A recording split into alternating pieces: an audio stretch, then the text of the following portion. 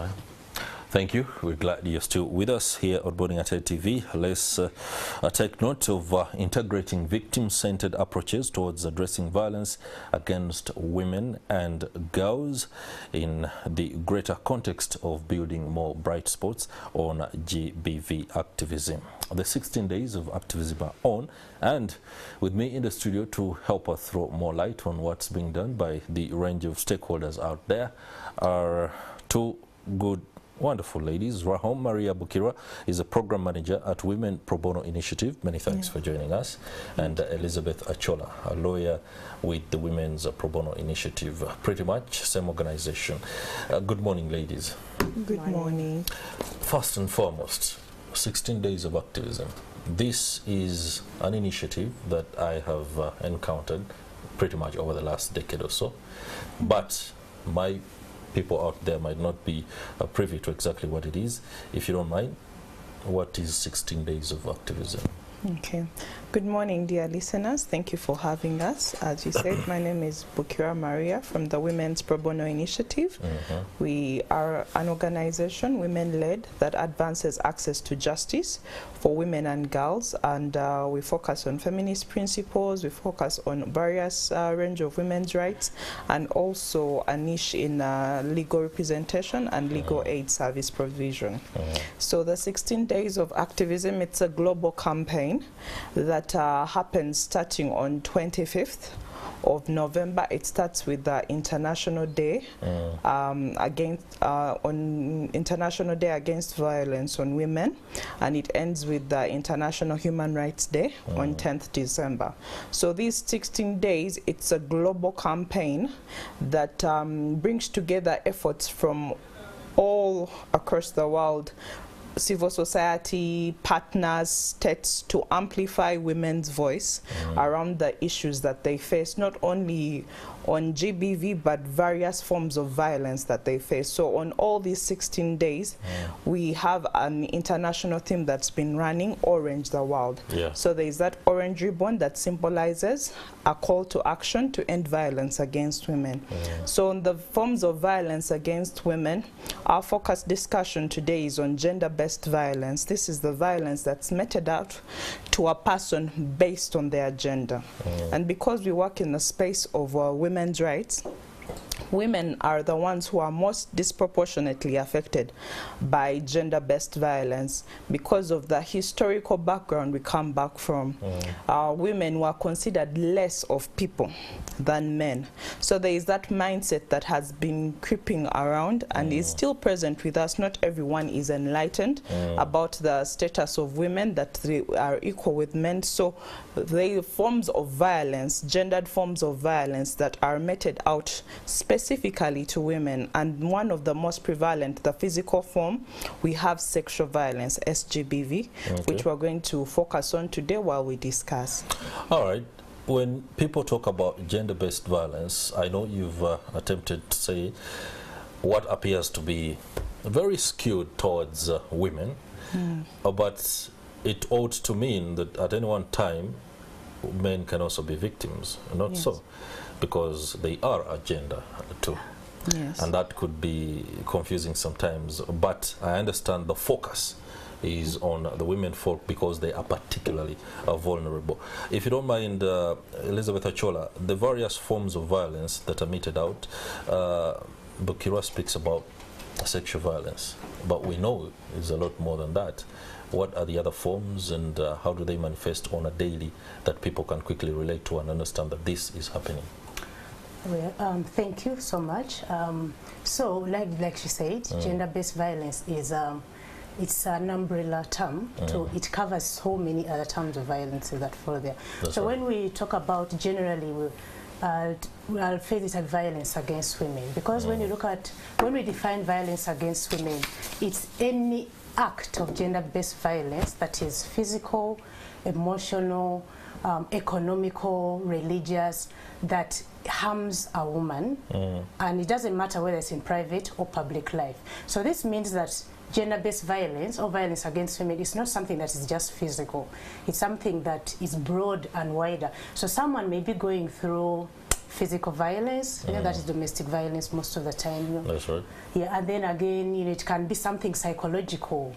You might have experienced something maybe as a child or something in the community, something that has not happened to you physically, but mentally it has distorted how you think.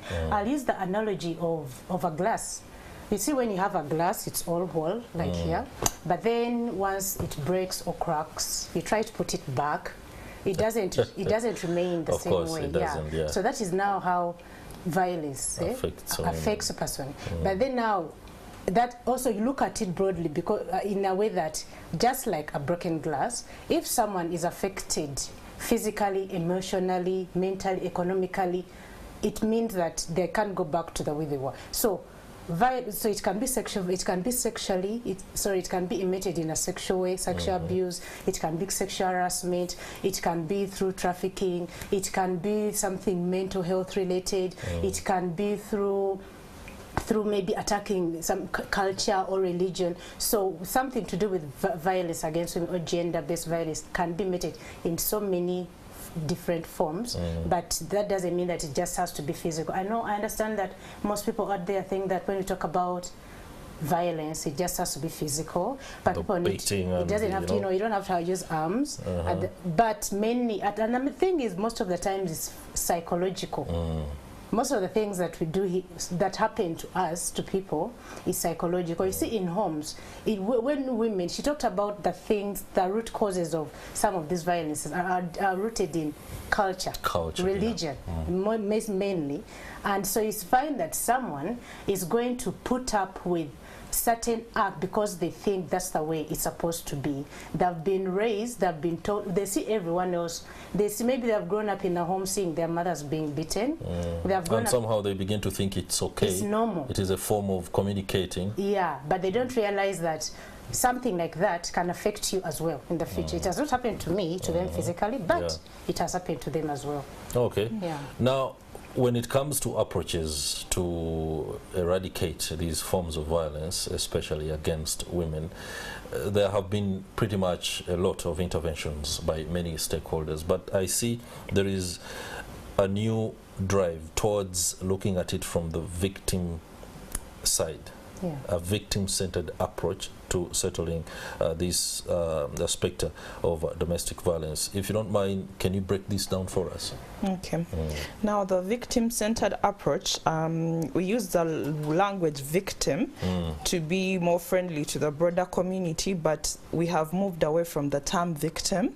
We are starting to use the term survivor. That someone is a survivor of violence, because when you use victim, they feel like they are placed in a more vulnerable state, like there is something wrong with them. So survivor helps them to know that they are progressing to moving from something that was done to them and it was not their fault. So why we are focusing on victim-centered approaches is that there are so many interventions that are done, but they leave out the person who has been damaged the most.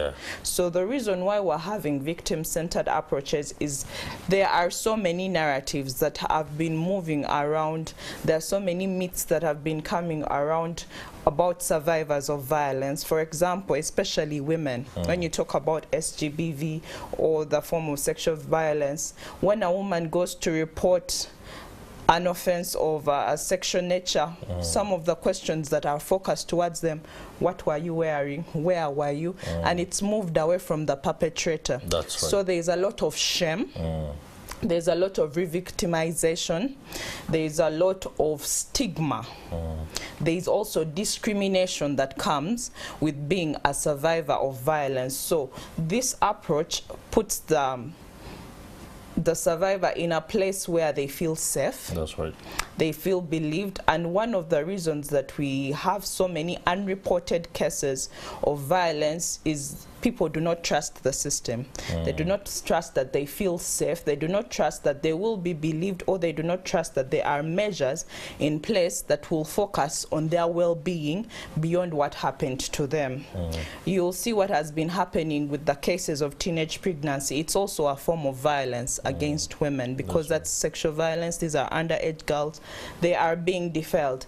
But there has been word around of what were these girls doing, and the perpetrator is left unblamed, and they are being shamed, they are being re-victimized. So to come out of this cycle of violence that happens where the perpetrator goes unchallenged, we have to focus on what the victim is saying. We have to look at their dignity, the dignity of the person. We have to look at their ability to make choices.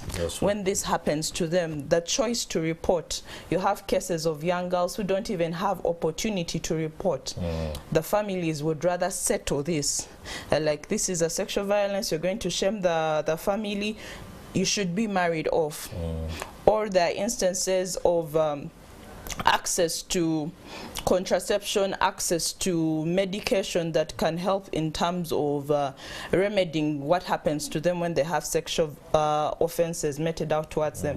And then there is a narrative that is propagated that she wanted this, she should not have this option, or she should be silenced. That's right. Yes, so promoting their agency, but also changing people's mindset about the victims, that this is not something that someone wants done to them, or understanding where they're coming from. For example, women who are in abusive relationships, the first question is, why don't you just leave? They don't look at context. Don't look at context. There's so many factors. There is a psychological aspect that my colleague talked about, ensuring that even when someone is going to the justice system to report, those things are holistically addressed, that someone may not be in the mental state to go and appear before a police officer.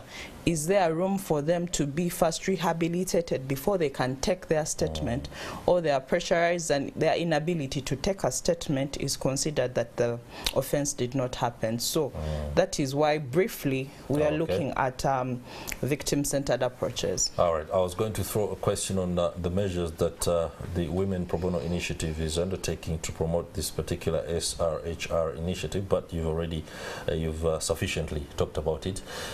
What's the way forward now? What are the recommendations coming from WPI in the push for eradication of GBV? The thing about advocacy and changing the norms, especially about on GBV, is continuous communication. We have to continuously do what we are doing. If we need something to change, regardless of the 16 days of activism or anything that we are doing right now, even as we continue for moving forward and working alongside other people, we need to continue sensitization, because, you know, especially in the communities.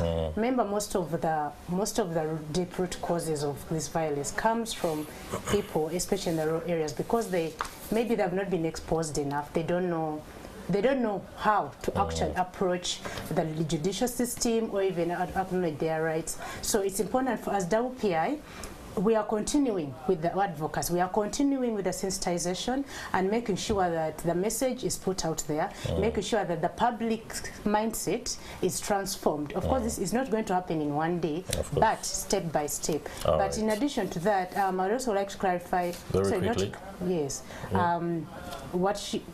just another addition on the victim-centered approach. As WPI, we are a legal organization, so when we are handling cases of GBV, it's important for us and the public that we are working with to guide the clients on the terminologies of victim and survivor that she talked about. Because you see, in the criminal legal justice system, we are going, when you use the victim bit, it's more of a legal status. So it's important for all of us, when we are using this victim approach, that you explain to the person the terminology, so that they don't feel like they're being left out.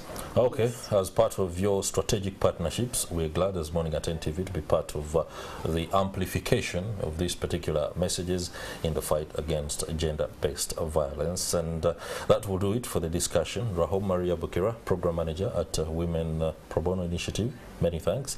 And many thanks to you too, Elizabeth Achola, lawyer with the Women's Pro Bono Initiative. Thank you too. Okay, we are nearing the end of the program. Just one ritual.